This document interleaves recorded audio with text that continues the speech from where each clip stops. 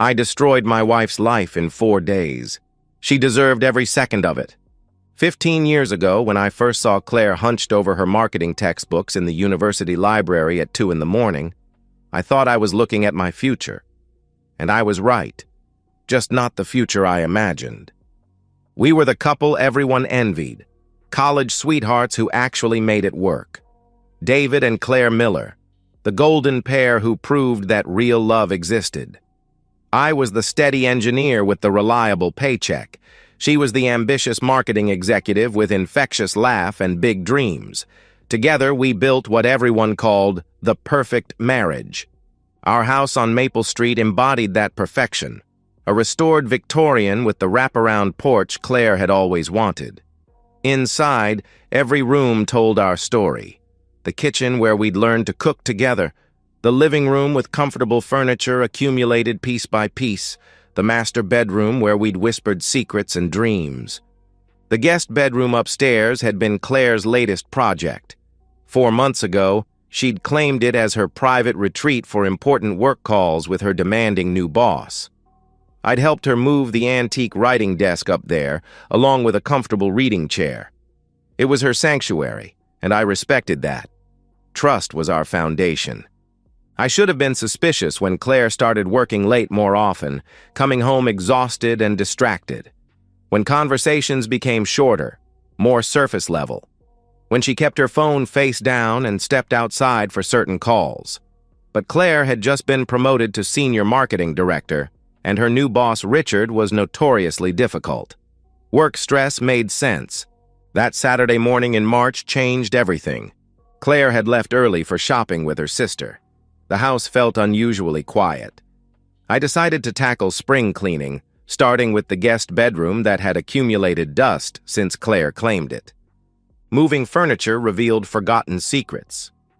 Behind the writing desk, I found a hair tie that wasn't Claire's usual black elastic. This one had tiny pearls. Under the area rug, I discovered a contact lens case, still moist. Neither of us wore contacts.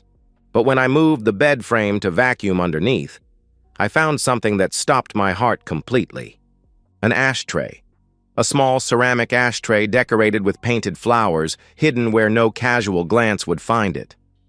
Inside were 5 cigarette butts, each marked with red lipstick stains, the same passionate crimson shade Claire wore religiously. Neither of us smoked. Claire was militantly anti-smoking, having lost her grandmother to lung cancer. She'd made me quit my occasional social smoking when we got serious. The smell of tobacco in restaurants still made her leave immediately. The cigarette butts were different brands, Marlboro Lights and Camels, suggesting multiple visits. The lipstick stains were fresh.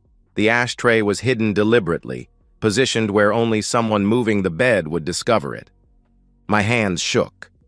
How many times had someone sat in this room, in our home, smoking with my wife? How long had this been going on? I set the ashtray back exactly where I'd found it, my mind racing through desperate explanations. Maybe Claire had started smoking secretly due to stress? Maybe she was too embarrassed to tell me? But I knew these were lies. Someone else had been in our home, sharing cigarettes with my wife in the room I'd helped make beautiful. When Claire returned 3 hours later, I was reading in the living room, looking peaceful. But everything had changed. Our perfect marriage had developed a crack, and I could feel the entire structure beginning to shift. "David? I'm home," she called out, her voice carrying unusual cheer. "In the living room," I called back. She appeared with shopping bags and a bright smile, more radiant than she'd been in months. "I'm going to take a nice long bath and then model my new dress for you," she said warmly. She headed upstairs, leaving her purse and phone on the kitchen counter. Unusual, since she'd recently kept both within arm's reach. An opportunity I'd never noticed before, but now saw as significant. The sound of running bath water echoed through our house like a countdown timer. I approached Claire's phone like it might explode. In 15 years of marriage, I had never once gone through my wife's device. Trust didn't require verification, but trust was a luxury I could no longer afford. Her passcode was our anniversary date. At least some things hadn't changed. But as the screen unlocked, I discovered something that made my blood run cold. Everything was gone. Her call log was empty despite knowing she'd made calls today. Text message history contained only sanitized exchanges with family from the past week. Browser history was completely blank. Photo gallery contained nothing recent. This level of digital cleanliness was impossible. Claire had always been casual with technology, never deleting anything, constantly complaining about storage space. Her old phone contained thousands of photos, endless text conversations, cluttered browser histories. She'd needed my help regularly to organize her digital life. This phone belonged to someone else entirely. Someone careful. Someone with secrets. Upstairs, Claire sang softly in the bathtub, an old college song that used to make me smile. Now it sounded like performance, as if she knew I was listening and wanted to project contentment. I returned her phone to its exact position and retreated to my home office. I needed data. Real information, not Claire's sanitized version. Thanks to my engineering profession, I had the tools to get it. Installing phone monitoring software was ethically questionable, but discovering cigarette butts in our guest bedroom had shifted my moral framework considerably. I researched options, settling on sophisticated software that would mirror all activity from Claire's device to mine in real time. Calls, texts, emails, even deleted items. Everything would be preserved. Installation required physical access for 3 minutes while Claire slept deeply. The risk was enormous. If caught, our marriage would end regardless of what I found. But I suspected our marriage was already over. I just didn't know it yet. Sunday evening, I prepared carefully. I cooked Claire's favorite dinner and opened wine we'd been saving. She seemed delighted, more affectionate than she'd been in months. We talked about work, vacation plans, repainting the kitchen, normal conversation that now felt like dialogue from a play. After dinner, we watched a movie cuddled together. Claire fell asleep against my shoulder during credits. I waited an additional hour until certain she was deeply unconscious. Moving like a burglar in my own home, I extracted her phone and initiated software installation. 2 minutes and 47 seconds later, the process was complete.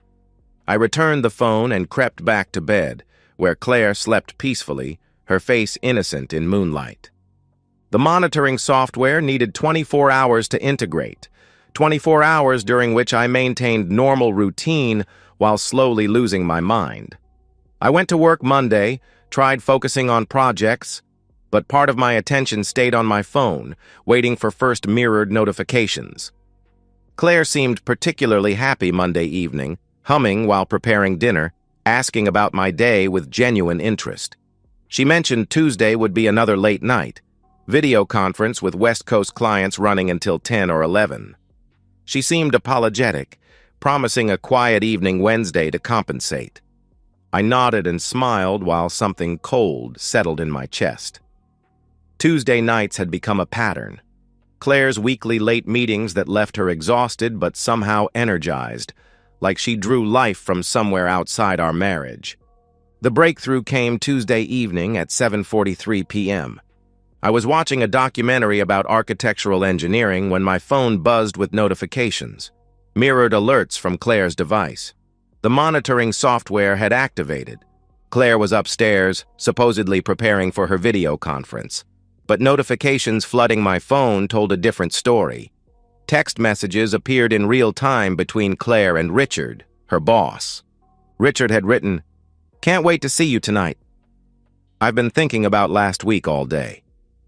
Claire had replied, "David just settled in downstairs. Give me 20 minutes to get him ready, then come over." Richard responded, "Same plan as always?" Claire answered, "Of course. He'll be out cold in 15 minutes. I have everything ready." I stared at my screen, reading words over and over, hoping they would rearrange into something innocent. But there was no innocent interpretation. More messages appeared. Claire had texted, "I put extra in his coffee tonight. He should be completely unconscious by 8:15. Richard replied, Perfect. Should I use the back door? Claire responded, Yes, I'll unlock it now. Can't wait to feel your hands on me again. The phone slipped from my fingers. My wife was drugging me. Every Tuesday night's unusual drowsiness suddenly made sense. Falling asleep earlier despite adequate rest. Mornings when I woke groggy and disoriented. Claire had been slipping something into my evening coffee, ensuring unconsciousness while she entertained her lover. The betrayal was so complete, so calculating, I couldn't process it. This wasn't weakness or mistake. This was premeditated, systematic deception spanning weeks, maybe months. As I sat in shock, I heard Claire's footsteps coming downstairs. "David?" she called sweetly. "I'm making coffee. Would you like your usual?" My usual. The coffee she'd been doctoring for weeks, transforming our evening ritual into assault weapon against my consciousness. "That sounds perfect," I managed to respond. "Thank you, sweetheart."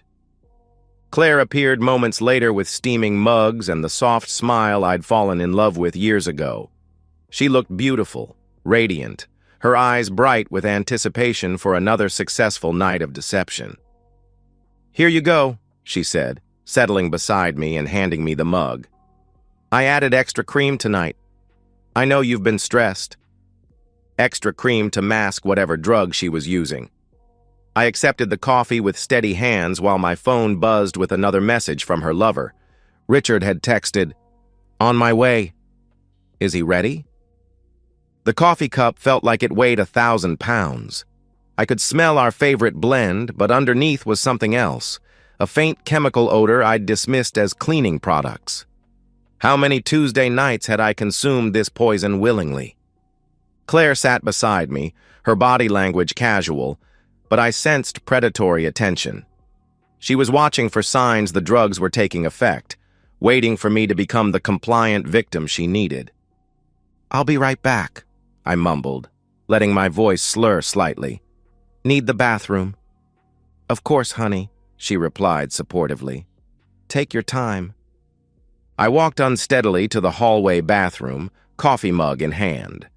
Once inside, I locked the door and immediately dumped the contents down the sink, watching doctored liquid swirl away. I rinsed the mug thoroughly, then filled it with tap water. In the kitchen, I quickly prepared fresh coffee, ensuring it matched the temperature and appearance of Claire's preparation. The process took 3 minutes but felt eternal. Every sound from the living room made me freeze. Returning to the couch, Claire looked up with seeming concern. "You look tired, David." "Maybe you should relax," she suggested. "Yeah, I think I will," I said, settling beside her and sipping clean coffee. "This is hitting me harder than usual." The lie came easily. I let my eyelids grow heavy, breathing deepen, posture slack against cushions. Through barely opened eyes, I watched Claire watch me, her expression shifting from concern to satisfaction as she believed I was succumbing. My hidden phone continued buzzing with notifications from her conversation with Richard. Each vibration felt like electrical shock. By 8:20, I was slumped completely against cushions, breathing in deep, regular rhythm of unconscious sleep. Claire waited several minutes before moving, testing my responsiveness by saying my name softly, then loudly. When I failed to react, she finally stood. "Sleep well, darling," she whispered, her lips brushing my forehead in a kiss that burned like acid. I listened to her footsteps, to the kitchen first, where the back door clicked unlocked, then upstairs to the guest bedroom for final preparations. The house settled into silence. At 8:35, the back door opened carefully. Footsteps crossed our kitchen floor, deliberately quiet, but unable to avoid the creaking board near the refrigerator. A man was creeping through my house, believing he was safe because my wife had drugged me unconscious. I cracked my eyes enough to see a tall figure moving through hallway shadows. Richard was exactly what I'd expected. Confident, well-dressed, even for clandestine encounters, moving with familiarity of someone who'd done this before. He paused at the stairs' bottom, looking toward where I lay supposedly unconscious, then smiled with satisfaction before heading up. Sounds of their reunion drifted down. Claire's delighted laughter, Richard's deep voice, then silence that spoke louder than conversation. They were in bed together in the room I'd helped decorate. I forced myself to remain motionless, body rigid with fury while maintaining drug-induced sleep appearance. But my mind raced, calculating, planning. This wasn't just adultery anymore. This was systematic deception, chemical assault, betrayal demanding comprehensive consequences. While they occupied themselves upstairs, I carefully retrieved my phone and reviewed captured messages. The conversation history revealed the affair's full scope, and what I discovered made my stomach turn. The relationship had begun 4 months ago during late-night work sessions. What started as professional collaboration became personal, then sexual, then something far more dangerous. They weren't just having an affair. They were planning a future together requiring my complete removal. Earlier messages revealed discussions about my increasing instability, manufactured incidents they were documenting to build a case for mental incompetence. Richard had suggested increasing dosage, creating more dramatic episodes of confusion and disorientation. The plan was eventually having me committed to psychiatric facility, allowing Claire to claim our assets and begin her new life without messy divorce complications. This wasn't adultery. It was attempted psychological murder. I screenshot every message, every photo, every piece of evidence, while sounds from upstairs confirmed they were too distracted to notice phone activity. The monitoring software had preserved everything they thought deleted, creating a digital trail that would destroy both lives. But evidence wasn't enough. I needed leverage and justice matching the scope of their crime.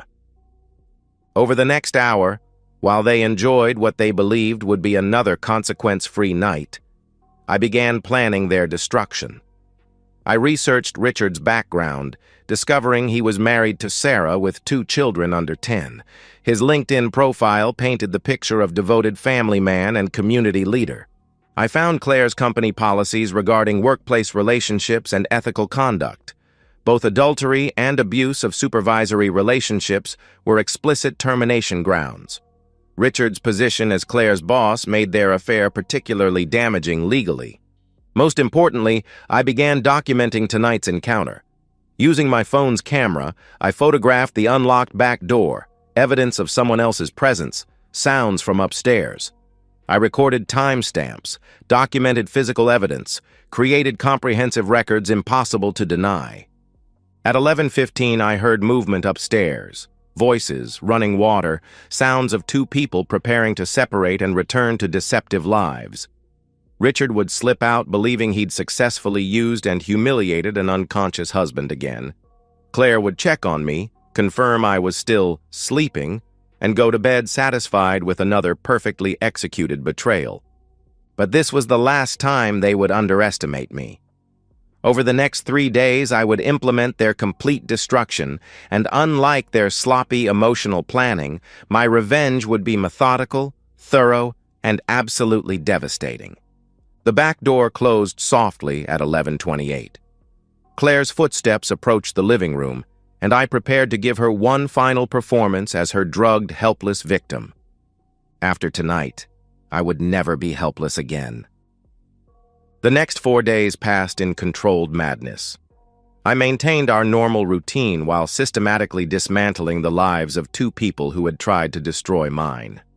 Every smile I gave Claire, every casual conversation about dinner plans, was performed while evidence compiled automatically and revenge plans crystallized.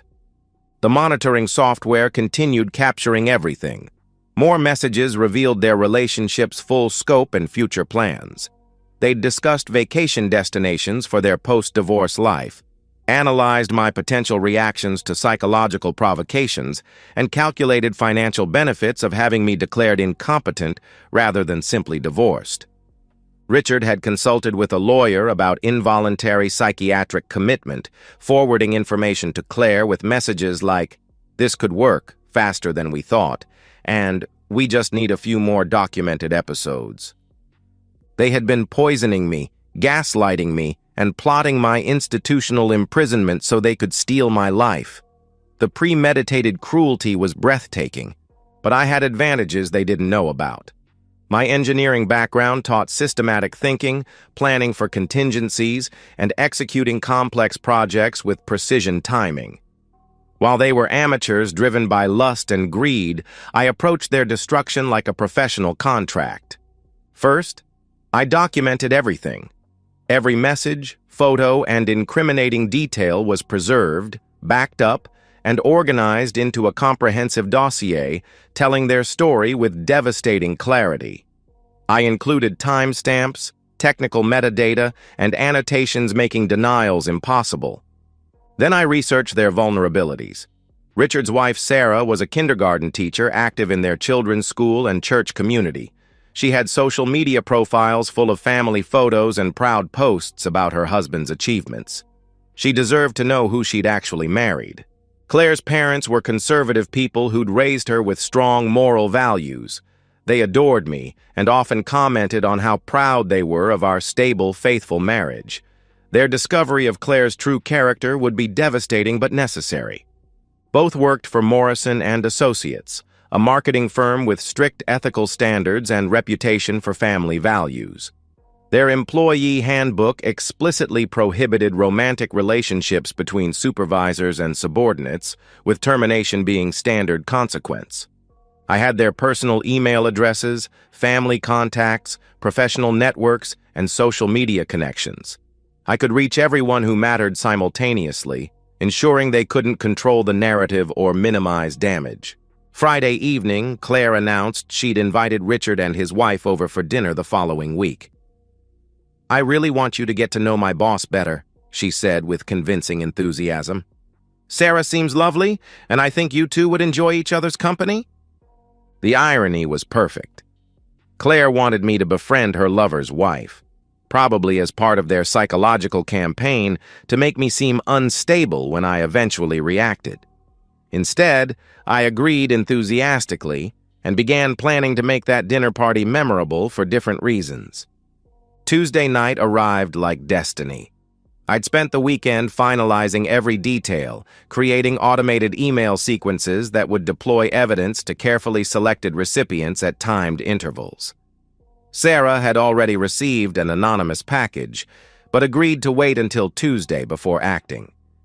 Claire prepared my coffee with her usual loving smile, perhaps adding extra drugs since she seemed more excited than usual. I accepted the cup gratefully, kissed her cheek, and told her I loved her, my ritual farewell to the woman I'd married, since I knew that person was gone. As I dumped the doctored coffee and positioned myself on the couch, I wasn't planning to simply gather more evidence. Tonight was the night their secret world would collide with reality. Richard arrived at 8:35, using his key with casual confidence of someone who'd done this dozens of times. He paused in our kitchen to text Claire. "He's out." Coming up. I waited until I heard them settle into their routine upstairs, then quietly stood, turned on every living room light, and positioned myself at the stairs' bottom. "Claire," I called conversationally, "could you come down here for a minute?" The silence that followed was profound. No more intimacy sounds, no whispered conversations, just heavy quiet of two people realizing their world had fundamentally shifted. "David?" Claire's voice was high, uncertain, containing the first genuine fear I'd heard in months. "Yes, darling. You too, Richard." "I know you're both up there," I responded calmly.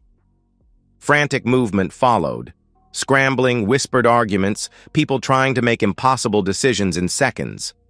Finally, footsteps on stairs, and Claire appeared wearing her bathrobe, face pale, but attempting confused innocence. "David, what's wrong? You're supposed to be—" She caught herself.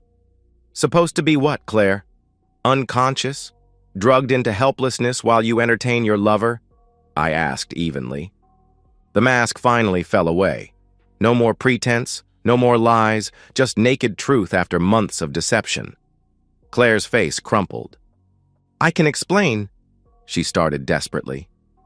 "You've been explaining for months," I interrupted, pulling out my phone and reading from their texts. Each message hit her like physical blows. "Where's Richard?" "Still hiding upstairs." "Your wife is waiting in the driveway, Richard," I called up to him. "What?" Claire whispered in shock. "Sarah's outside. She has copies of everything. She's also called your employer, your parents, and several others who should know what kind of person they've been trusting," I explained matter-of-factly. I walked to our front window and pulled back the curtain. Sarah's car was parked across the street, and she was making difficult phone calls. "The emails went out an hour ago. Everyone who matters to both of you now knows exactly who you really are," I continued. Richard finally appeared, partially dressed and looking like a man watching his life end. "David, we can work this out," he pleaded. "Work what out?" "Consequences. Justice?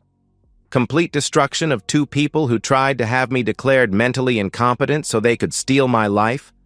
I asked coldly. I held up my phone, showing the comprehensive dossier. 4 months of evidence, systematic drugging, conspiracy to commit fraud, attempted psychological manipulation. Claire collapsed onto our couch where she'd drugged me dozens of times. "Please, David, I made mistakes, but we can fix this," she begged. "We can't do anything, Claire. You destroyed our marriage the first time you decided to drug me," I stated firmly. I walked to our front door and opened it wide. 10 minutes to gather what you need for tonight. Tomorrow, my lawyer will contact you about divorce proceedings. Richard, go home and explain to your children why Daddy won't be living with them anymore," I instructed coldly. The next 10 minutes were chaos. Claire ran upstairs while Richard gathered scattered clothes and tried calling his wife, who no longer answered. I stood in our doorway like a bouncer, watching two people who'd believed they were intelligent suddenly realize they'd been foolish. When they finally left, I closed the door on 15 years of my life and walked into my house's silence. I poured myself a real drink and sat surrounded by wreckage of everything I'd thought permanent. My phone buzzed with messages, some from Claire begging for chances, some from Richard's wife thanking me, some from Claire's family expressing shock, but I ignored them all. Tonight was for processing what I'd lost and gained. I'd lost my marriage, trust, and faith in the woman I'd loved. But I'd gained knowledge that I was stronger than imagined, more capable of protecting myself than anyone who tried to victimize me would expect. And I'd gained justice. Perfect, complete, devastating justice that would follow them forever. 6 months later, I sit in my house, truly mine now after the divorce settlement, and assess the destruction I created in 4 days. The silence has become comfortable. No more performances, no more carefully managed conversations, no more watching for deception in every gesture. The divorce was swift and brutal. Claire's attempts to claim emotional distress crumbled under documented evidence. Her lawyer advised accepting my terms without contest. She kept her car, personal belongings, and debt. Everything else remained with the victim of her systematic assault. Claire's professional life disintegrated completely. Morrison and Associates terminated both her and Richard within 48 hours, citing ethics violations and legal liability. Their industry was small. The story of executives who drugged one's husband became a cautionary tale destroying careers permanently. Richard's destruction followed similar patterns with amplified consequences. Sarah used my evidence to secure a divorce settlement, leaving him with supervised visitation and significant alimony obligations. His church expelled him, his professional associations quietly terminated memberships, and financial ruin followed. Most fitting was their relationship's complete failure. Without deception's excitement and forbidden meetings' thrill, Claire and Richard discovered they had nothing substantial in common. Their affair had been built on lies and victimizing an innocent party. Once I was no longer available as victim, their connection evaporated. Claire made one final reconciliation attempt 3 months after our divorce. She appeared at my door looking older, wearing cheaper clothes, having lost weight unhealthily. Her eyes held desperation I'd never seen. She acknowledged understanding what she'd lost, what she'd thrown away. But understanding doesn't undo damage. I explained that she hadn't just had an affair, she'd systematically drugged me while planning psychiatric commitment. That wasn't mistake or weakness. That was calculated cruelty. She left without asking for anything else, just final acknowledgement that some actions create consequences too severe for redemption. I keep the ashtray on my mantelpiece now, not as betrayal shrine, but as reminder of the moment I chose to stop being victim. Those lipstick-stained cigarette butts had revealed truth and given me power to reclaim my life. Some ashes are meant to be preserved, not as memorials to destruction, but as reminders of what rose from flames. And so, we've reached the end of today's story. Was it what you expected, or did it take a twist you didn't see coming? I'm curious to hear your thoughts. Share them in the comments below, and let's get a conversation going. If this story kept you hooked, make sure to hit that like button. And if you're new here or just haven't subscribed yet, now's the perfect time to join our community. I bring you fresh, captivating stories every day, so click that subscribe button and turn on notifications so you never miss out. Thanks for watching, and I'll see you in the next one.